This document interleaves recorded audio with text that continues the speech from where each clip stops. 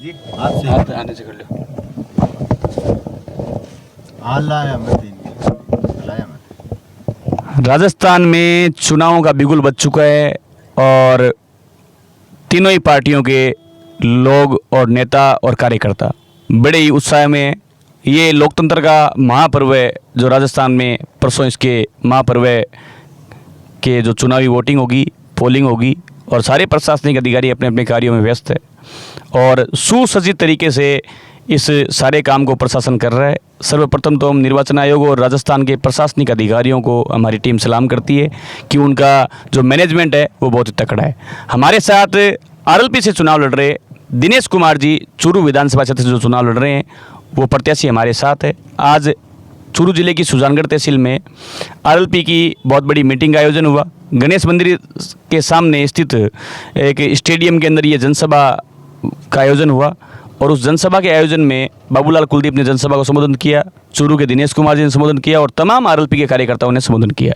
6 बजे का समय लास्ट था क्योंकि पोलिंग बूथ का जो अंतिम जो वोट पड़ता है उसके 48 घंटे पहले तक ही कोई पार्टी प्रचार कर सकती है। चुनाव में कोई योजना है या मीटिंगें हैं उनका परिसंचालन कर सकती है। ये बाध्यता रहती है निर्वाचन आयोग द्वारा। दिनेश कुमार जी से हम बातचीत करेंगे और विस्तृत बातचीत करेंगे। दिनेश कुमार जी सर्वप्रथम तो सुजानगढ़ की ई तहसील का मैंने सुजानगढ़ सिटी में तंगों में स्वागत करूं। राम राम सा। राम राम सा। सुजानगढ़ धरती को मेरा प्रणाम। सगड़ा ने मोकली राम राम सा। जो सुजानगढ़ में एक बालाजी को मंदिर है बिन मेरा दोखलाकनी और बोलो सा जको आज आयोजन हुई हो और 6 बजे के समय के बाद का मैंने असभा स्थगित हुई, इको कई मुख्य कारण है। ये तो चुनाव आयोग का जो 48 घंटे का अल्टीमेट टाइम होता है उस हिसाब से अपने को सभी को चलना पड़ता है। ये इसमें किसी की कोई गलती नहीं है। और लाडनू के अंदर आपने सुना होगा, हमारा निकटवर्ती तहसील है सुजानगढ़ की। लाडनू में जो सामूहिक गैंगरेप की घटना हुई, एक बच्ची के साथ में जो 9वीं की छात्रा थी, आप किस प्रकार देखते हैं इस प्रकार की सामूहिक गैंगरेप की घटनाओं को? इस प्रकार की घटनाएं बिल्कुल निंदनीय है। भाजपा जो प्रत्याशी थे चुनाव का समय होते हुए क्या है वो उनको आना चाहिए था। और जो कांग्रेस सरकार में ये इतने अत्याचार बढ़े हैं, ये अत्याचार देखने को मिल रहे तो घृणा होती है ऐसी राजनीतिक पे देखते हैं इन लोगों पे। जब आरएलपी आएगी तो इन सब का छुटकारा हो जाएगा। इनको सबको डब्बे में डाल के कहाँ पैक करेंगे किसी को नज़र भी नहीं आएंगे। हाँ, मुकेश भाकर लाडनू के विधानसभा कांग्रेस के प्रत्याशी और करनी सिंह जी है, दोनों का ही वहाँ नहीं पहुँचना किस प्रकार देखते हैं आप? ये बहुत बड़ी निंदनीय बात है। नारी शक्ति का सम्मान करना चाहिए। माताएं बहनें सबके समान होती हैं। यदि अपने घर में नारी नहीं है तो कुछ भी नहीं है। सबसे बड़ा धर्म नारी ही है। मातृशक्ति को सलाम करके निकलना चाहिए और मातृशक्ति की रक्षा नहीं कर सकता वो इंसान तो क्या जानवर से बेहतर होता है मेरे हिसाब से। जो ये नेता लोग हैं नारी शक्ति की रक्षा नहीं कर सकते, ऐसा कानून नहीं बना सकते, तो ये देश का क्या भला करेंगे? ये जो महंगाई की बात करें, आज महंगाई चरम सीमा पर है, बेरोजगारी काफ़ी बढ़ रही है। बेरोजगारी और महंगाई पे आप क्या कहना चाहेंगे? बेरोजगारी और महंगाई जो अपने राजस्थान सरकार का मायने 2014 के बाद में इतनी बुरी हालत हो जाएगी। केंद्र का मायने बीजेपी सरकार बैठी है बने जो 400 रुपया सिलेंडर हो बिन 1200 रुपया तक सिलेंडर लेगी। जो डीजल बिके कर तो आपने 60 रुपया बिन 90 96 100 रुपया तक चली गई। लोगों की कमर तोड़ के मेल दी, किसाना की बुरी हालत कर दी।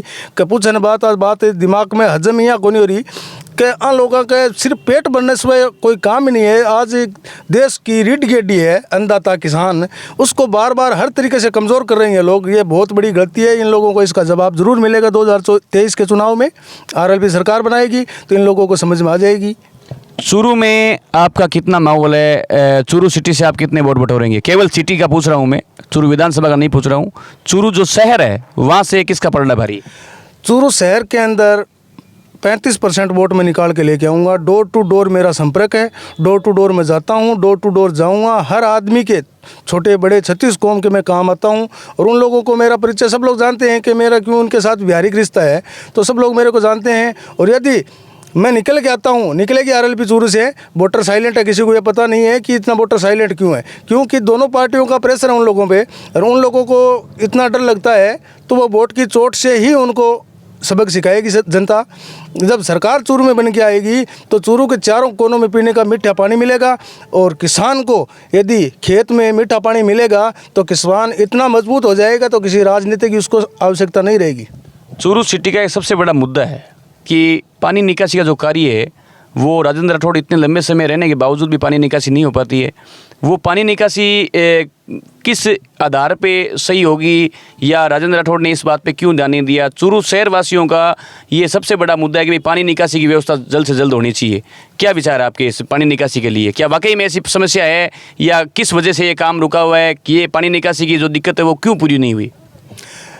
चूरू शहर के जितने भी आज तक 35 साल में राज किया राजेंद्र सिंह राठौड़ समझो, या 2008 में मकबूल जी मंडेलिया समझो, उन लोगों का माइंड एक ही सेट रहा कि इस जनता पे राजनीति करने का तरीका यही है। यदि आज चूरू का निकास पानी का हो गया तो फिर ये अपने को कुछ मुद्दा नहीं मिलेगा, चूरू का विकास हो गया तो मुद्दा नहीं मिलेगा, तो उनके पास और कुछ नहीं है। उन्होंने क्या किया, चूरू शहर के अंदर भूमाफिया, तस्कर पनपाए, ब्लैकिया पनपाए, छोटे छोटे बच्चों के मुंह में पानी की दूध की बजाय उन्होंने शराब की बोतलें पकड़ा दी। इतना घिनौना हरकत करके उन्होंने अपना ही एक विचारधारा के सेट कर रखा है कि इन लोगों को वोट कैसे बटोरते रहें, भाई को भाई से लड़ाने का काम किया है, गंदी राजनीतिक फैलाने का काम किया है। चूरू में यदि 4 बूंद बारिश की आ गई तो चारों कोनों से पानी घिर जाता है, चूरू पानी भर जाता है, लेकिन उस पानी का निस्तारण होगा, ज़रूर होगा। RLP आएगी तो उस पानी का चूरू से 10 किलोमीटर बाहर ऐसा डिग्गी बन जाएगा, तो उस डिग्गी से पाइपलाइन से प्रत्येक खेत में जाएगा, किसान के खेत में जाएगा, किसान उस पानी से फसल लेगा तो पानी भी काम आ जाएगा और चूरू की जनता का विकास भी हो जाएगा, चूरू की जनता परेशान भी नहीं रहेगी। RLP की सबसे मजबूत सीट कौन सी है राजस्थान में? RLP की सभी सीटें मजबूत हैं, ऐसी कौन सी कमज़ोर नहीं है। बाबूलाल कुलदीप के बारे में क्या विचार है आपके? जो आप यदि आज आप बाबूलाल कुलदीप के समर्थन में आज यहाँ आए, उनके बारे में आपके क्या विचार है? बाबूलाल कुलदीप एक बड़ी लीड के साथ जीतने वाले हैं, क्योंकि सुजानगढ़ शहर से वो 35,000 के समथिंग वो वोट है सुजानगढ़ शहर का, तो वो उसमें से 25,000 वोट लेके निकलते हैं। और यदि हम देखें, यदि हम नेशनल लेवल की बात करें, सेंट्रल लेवल की बात करें, मणिपुर के अंदर महिलाओं को अर्धनग्न करके घुमाया गया। राजस्थान भी अपराध के मामले में नंबर 1 पे है। अभी पिछले 5 सालों में अपराध राजस्थान में खूब हुए। राडनू की घटना की बात करें, या हम पहलवानों के साथ में जो दुर्व्यवहार किया एक बीजेपी के नेता ने, तो किस प्रकार से आप, मुझे लगता है कि भाई हर राज्य में हर पार्टियों के कार्यकाल में इस प्रकार की घटनाएं होती है। ये इन पे अंकुश क्यों नहीं लग रहा है? इन पे कार्रवाई क्यों नहीं हो रही है? ये अपराधियों के हौसले लगातार बुलंद होते जा रहे हैं, क्यों हो रहा है ऐसा? अपराधी इन्हीं पार्टियों के पनपाए हुए हैं। यदि अपराधियों को ये पार्टी ख़त्म कर देंगे तो इनकी राजनीति ही ख़त्म हो जाएगी, क्योंकि इनके पास कोई और मुद्दा ही नहीं है। विकास नाम की इनके पास चीज़ भी नहीं है कि विकास कैसे करें, इनको यही पता नहीं है। इतने सालों से सरकार चलाते आ रहे हैं, जनता का भला करने का नाम नहीं है। जो आज ये घिनौनी हरकतें सुन रहे हैं ये बड़ी निंदनीय है। यदि RLP राजस्थान में सरकार बनाएगी तो नारी का सम्मान होगा, चहुमुखी विकास होगा, शिक्षा में संबल होगा, प्रत्येक वर्ग को मजबूत करने का, किसान, दलित, शोषित वर्ग की आवाज़ को बुलंद करेगा। चंद्रशेखर आज़ाद के आने से, गठबंधन होने से क्या मजबूत हुई है RLP?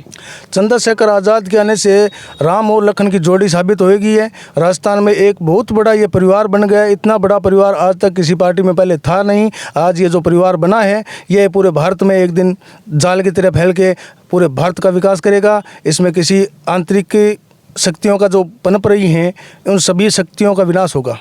2018 में RLP की मात्र 3 सीटें आई, लेकिन राजस्थान की राजनीति में 40 सीटों को RLP के उम्मीदवारों ने प्रभावित किया और 40 सीटों में गजब का उलटफेर हुआ।